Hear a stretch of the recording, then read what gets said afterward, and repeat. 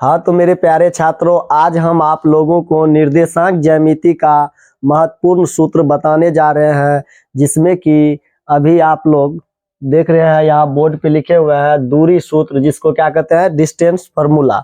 दूरी सूत्र मतलब होता है जब दो बिंदु का निर्देशांक दिया हुआ रहता है, कोई भी बिंदु हो, जैसे ए कोई बिंदु है और कोई बी बिंदु है, उसका निर्देशांक दिया हुआ है, तो उसका दूरी कहेगा निकालने के लिए, तो उसका कैसे निकालेंगे। यहाँ पे जैसे दिए हैं कि ए बी बराबर दूरी सूत्र होता है रूट अंदर x2 माइनस x1 का whole square plus y2 minus y1 का होल स्क्वायर। तो ये ऐसे भी लिख सकते हैं x1 माइनस x2 का होल स्क्वायर और y1 माइनस y2 का होल स्क्वायर। तो अब देखिए, जैसे इस पे एक सवाल देते हैं, जैसे यहाँ पे a का निर्देशांक है 5 3 तथा b का निर्देशांक है 7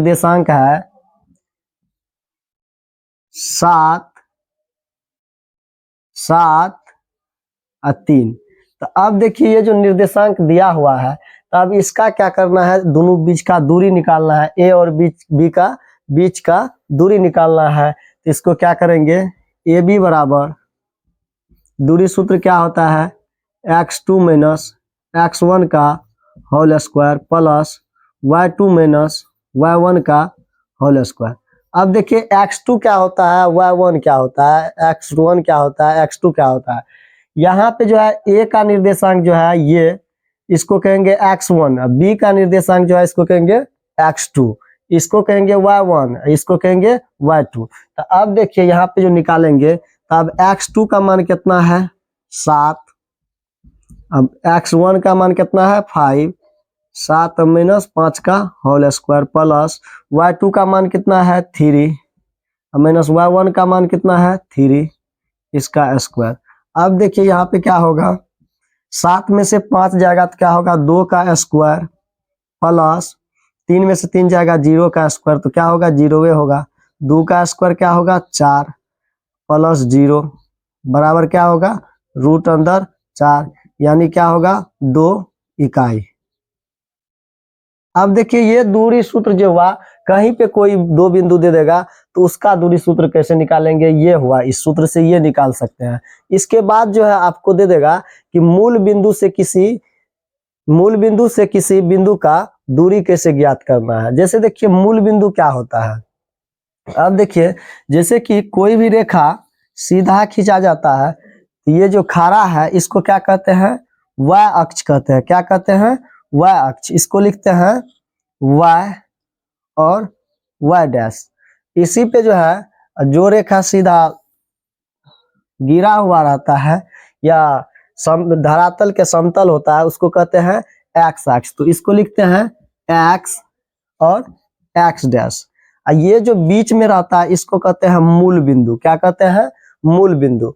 अब देखिए कि इधर जो भी मान होता है तो इसको प्लस में लिया जाता है, 1 2 3 4 5। तो ये x अक्ष का मान प्लस में हुआ। अब x अक्ष का मान माइनस में होता है, तो इधर क्या होता है -1 -2 -3 -4 -5।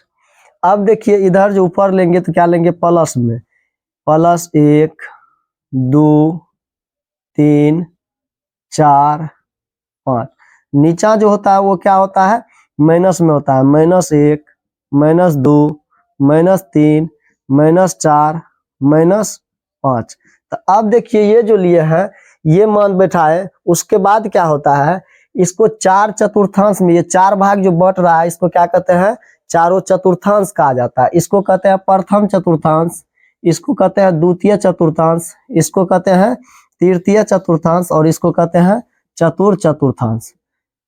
तो अब देखिए ये इसको पाद भी बोला जाता है, मतलब प्रथम पाद, द्वितीय पाद, तृतीय पाद और चतुर्थ पाद। तो अब प्रथम चतुर्थांश में जो होता है तो पहले x का मान लिया जाता है, उसके बाद y का मान। तो कोई भी मान जो है प्रथम चतुर्थांश में होगा तो वो क्या होगा, उसका मान प्लस में होगा, दोनों प्लस प्लस होगा। अब देखिए दूसरा चतुर्थांश में जो होता है, तो देखिए पहले x अक्ष का लिया जाता है, तो x अक्ष पे मान क्या होता है, माइनस वाला होता है, तो माइनस, और y अक्ष पे क्या है इधर प्लस, तो माइनस प्लस होगा। और तीसरा चतुर्थांश में कोई भी मान दिया रहेगा तो तीसरा चतुर्थांश में क्या होगा, एक्स अक्ष का भी माइनस में और वाई अक्ष का भी क्या होगा, माइनस में। और चतुर्थ चतुर्थांश में जो है एक्स अक्ष का प्लस में और वाई अक्ष का क्या होगा, माइनस में। तो ये चिन्ह यदि आपको ये बात पता रहेगा चतुर्थांश का, तो आप इससे जो है एक दो ऑब्जेक्टिव बना सकते हैं एग्जाम में, जो कि आपको बोर्ड एग्जाम में ऐसा प्रश्न पूछा ही जाता है निश्चित रूप से एक दो ठो। अब देखिए जैसे कोई दे देगा सवाल कि बिंदु, जैसे कि ए बिंदु है, इसका निर्देशांक है 5 - 3 और कह देगा यह किस चतुर्थांश में है। तो अब देखिए हमको पता है कि इसके पीछे क्या क्या चिन्ह है, प्लस है, और इसके पीछे क्या है, माइनस है। तो प्लस माइनस किस में होता है, प्लस माइनस किस में होता है, एक्स अक्ष का मान प्लस में और वाई अक्ष का मान माइनस में। तो चतुर्थ चतुर्थांश में तो हम कह देंगे क्या, चौथा चतुर्थांश में या चतुर्थ पाद में या चौथा पाद में होगा। इसी समान कोई भी मान दे देगा दूसरा कि कह देगा कि 3 -3 और 3 किस चतुर्थांश में होगा। तो आप देखिए -3 यानी कि माइनस और प्लस, तो माइनस प्लस एक्स अक्ष माइनस में वाई अक्ष प्लस में, तो एक्स अक्ष माइनस में वाई अक्ष प्लस में, तो द्वितीय चतुर्थांश में है। तो इससे हम क्या पता कर लेंगे कि इस चतुर्थांश में है, तो ये हम निकाल सकते हैं, कोई भी दे देगा ऑब्जेक्टिव में तो उसका हम निकाल सकते हैं कि किस चतुर्थांश में होगा। अब यहाँ पे हम बता रहे थे कि दूरी सूत्र, दूरी सूत्र में आप लोगों को हम बता दिए कि दूरी सूत्र क्या होता है। अब देखिए कि मूल बिंदु है, ऐसा भी क्वेश्चन पूछ देता है कि भुज किसको कहते हैं और कोटि किसको कहते हैं। तो एक्स अक्ष को क्या कहते हैं, भुज कहते हैं, एक्स अक्ष को क्या कहते हैं, भुज कहते हैं, और वाई अक्ष को क्या कहते हैं, कोटि कहते हैं, कोटि। वाई अक्ष को क्या कहते हैं, कोटि कहते हैं, एक्स अक्ष को क्या कहते हैं, भुज कहते हैं। ये जो मूल बिंदु है, मूल बिंदु का निर्देशांक क्या होता है, 0 0 होता है। क्या होता है, 0 0। अब दूरी सूत्र में एक सूत्र इसी से ये निकलता है कि मूल बिंदु से किसी बिंदु का दूरी कैसे निकालते हैं। तो ये बात हम आप लोगों को अगला या इसको साफ करके आगे बताने जा रहे हैं। देखिए तो अब कह रहे हैं कि मूल बिंदु, जैसे मूल बिंदु का निर्देशांक क्या होता है, 0 0 होता है। मूल बिंदु से किसी बिंदु एक्स वाई से दूरी ज्ञात करने का सूत्र जो होता है वो होता है √(x² - y²। मान लीजिए कि कोई बिंदु ए है, जैसे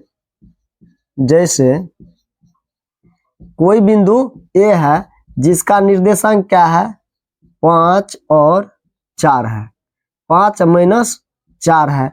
तो कहेगा कि ये ए बिंदु का मूल बिंदु से दूरी ज्ञात कीजिए। तो मूल बिंदु से जो दूरी ज्ञात करेंगे तो उसका क्या होगा, मूल बिंदु को ओ से सूचित करते हैं, तो ओ ए बराबर होगा √(x²) यानी कि 5 का स्क्वायर माइनस क्या होगा, y², x² माइनस क्या होगा, माइनस नहीं यहाँ होगा, प्लस होगा, प्लस क्या होगा, y²। y² जो होगा तो y की जगह क्या है, -4 है, तो -4 का स्क्वायर।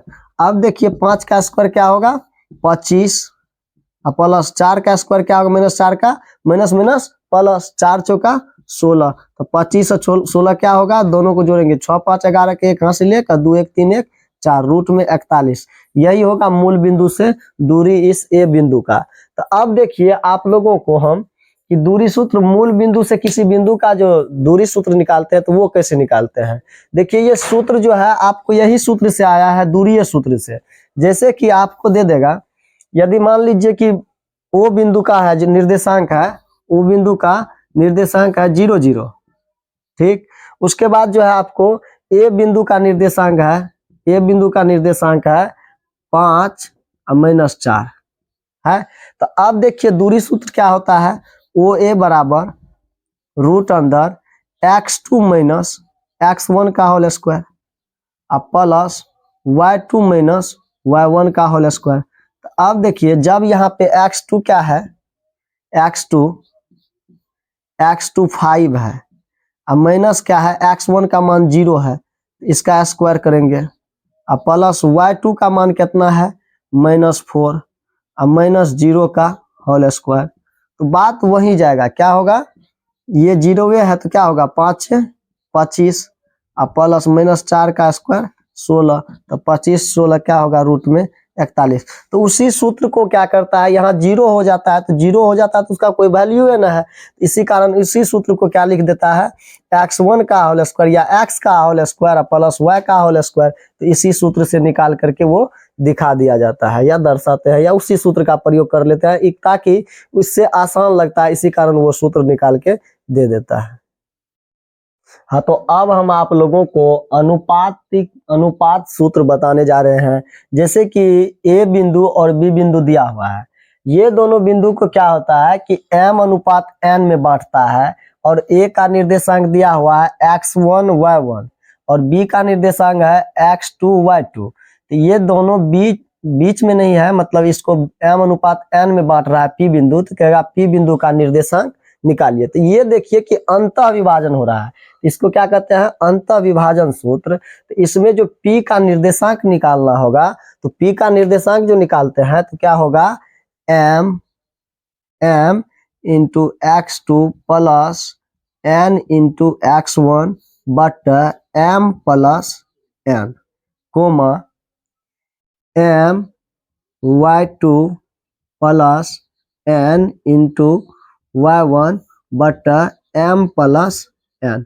ये जब अंतः विभाजन हो रहा है तब इसका निर्देशांक होगा। जैसे देखिए एक एग्जांपल देकर के आप लोगों को हम बताने जा रहे हैं। जैसे आपको यहाँ पे a का निर्देशांक दे देता 5 माइनस 4, b का निर्देशांक दे देता 6 माइनस 3, कहता p का निर्देशांक निकालिए। तो अब इसी सूत्र पे p का निर्देशांक का अनुपात दे देता है कि 2:3 में बांट रहा है। कितना अनुपात में बांट रहा है, 2:3 में। तो p के निर्देशांक निकालिए। अब देखिए p का निर्देशांक का सूत्र तो पता है आपको कि ये हुआ m, ये हुआ n। m का मान कितना है 2, n का मान कितना है 3, x1 का मान 5 और y1 का मान -4, x2 का मान 6, y2 का मान -3। अब देखिए m का मान कितना है 2 है, यहाँ पे क्या होगा 2 गुना x2 का मान कितना है 6 प्लस n का मान कितना है 3, x1 का मान कितना है 5।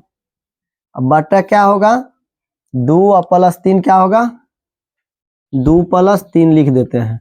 उसके बाद कोमा यहाँ पे जो है m इंटू y2, m का मान कितना है 2, y2 का मान कितना है -3 गुना क्या होगा -3 प्लस, उसके बाद जो है n का मान कितना है 3 और y1 का मान कितना है -4। तो -4 से क्या होगा गुना होगा, बटा क्या होगा 2 प्लस 3। अब इसको क्या करना है कोष्ठ में रख लेते हैं।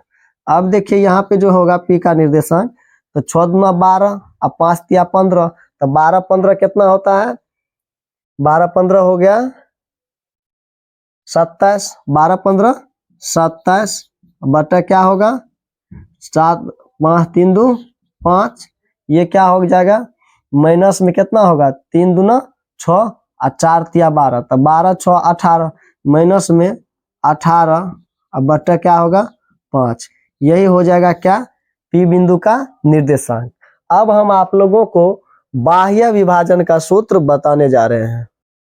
हाँ, तो अब हम आप लोगों को बाह्य विभाजन सूत्र बताने जा रहे हैं। जैसे देखिए a बिंदु का निर्देशांक दिया है x1 y1 और b बिंदु का निर्देशांक दिया हुआ है x2 y2 और p एक बिंदु है जो कि बाह्य है, इसका निर्देशांक निकालना है। तो कैसे निकालेंगे, जैसे देखिए इसका अनुपात में बांटा जो गया है वो दिया हुआ है m अनुपात n। अब देखिए p का जो निर्देशांक निकालेंगे तो इसका सूत्र होता है कि x2 m into x2 minus n into x1 बटा m minus n comma m into y2 minus n into y1 बटा m माइनस n, ये सूत्र होता है। अब देखिए इसी में दे देता है कि मध्य बिंदु का निर्देशांक, मध्य बिंदु मतलब होता है बीच का निर्देशांक निकालना। जैसे ये a और b दो बिंदु का निर्देशांक दिया रहेगा x1 और y1, और यहाँ पे b का निर्देशांक दिया रहेगा x2 और y2। अब देखिए बीच में इसका जो बिंदु होगा तो क्या होगा, यहाँ पे P बिंदु है इसके पूरा बीच में, मध्य बिंदु है, तो इसका जो निर्देशांक निकलेगा वो उसका सूत्र होता है x2 प्लस x1 बट्टा 2 कोमा y2 प्लस y1 बट्टा 2, यही होता है सूत्र। तो ये क्या हुआ, विभाजन सूत्र हुआ, दूरी सूत्र हुआ। अब हम आप लोगों को त्रिभुज का क्षेत्रफल निकालने का सूत्र बताने जाते हैं और संरेख कैसे होता है ये बताने जा रहे हैं। अब देखिए त्रिभुज का क्षेत्रफल कैसे निकलता है निर्देशांक ज्यामिति में। जैसे एक कोई त्रिभुज है जिसका तीनों भुजा का निर्देशांक दिया हुआ है, जब तीनों बिंदु का निर्देशांक दिया होता है ए बी और सी का, देखिए इसका जो निकालते हैं तो अब त्रिभुज लिखेंगे, त्रिभुज ए बी सी का क्षेत्रफल बराबर 1/2 बड़ी कोष्ठ x1 into y2 minus y1 plus x2 into y3 minus y1 plus x3 into y1 minus y2, ये होता है त्रिभुज का क्षेत्रफल का सूत्र। अब देखिए त्रिभुज का क्षेत्रफल यहाँ पे देखिए दोस्तों मिस हो गया, जैसे कि 1 लेते हैं तो 1 2 यहाँ 3 होगा, क्या होगा, यहाँ 3 होगा, फिर यहाँ 2 लिए तो 3 1 हुआ, यहाँ पे 3 लिए तो 1 2 होगा, तो इसका क्या हुआ, ये त्रिभुज का क्षेत्रफल का सूत्र हुआ। अब देखिए इसको याद करने का तरीका क्या है। जैसे कि त्रिभुज का क्षेत्रफल ये देखने से लगता है कि लंबा सूत्र है, लेकिन याद करने का बहुत ही आसान तरीका है।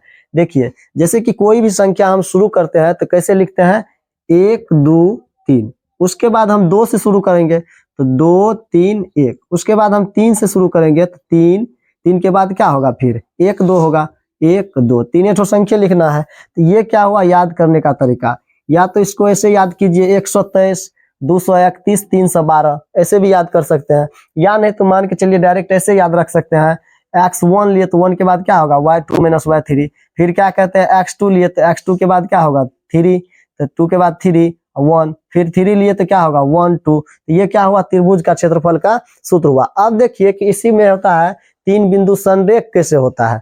3 बिंदु संरेख तब होता है जब जैसे कि ए बी और सी और ए बी और सी बिंदु दिया हुआ है, इसको संरेख करने का सूत्र क्या होता है। जब संरेख रहता है तो उसका सूत्र होता है x1 into y2 minus y3 plus x2 into y3 minus y1 plus x3 into y1 minus y2।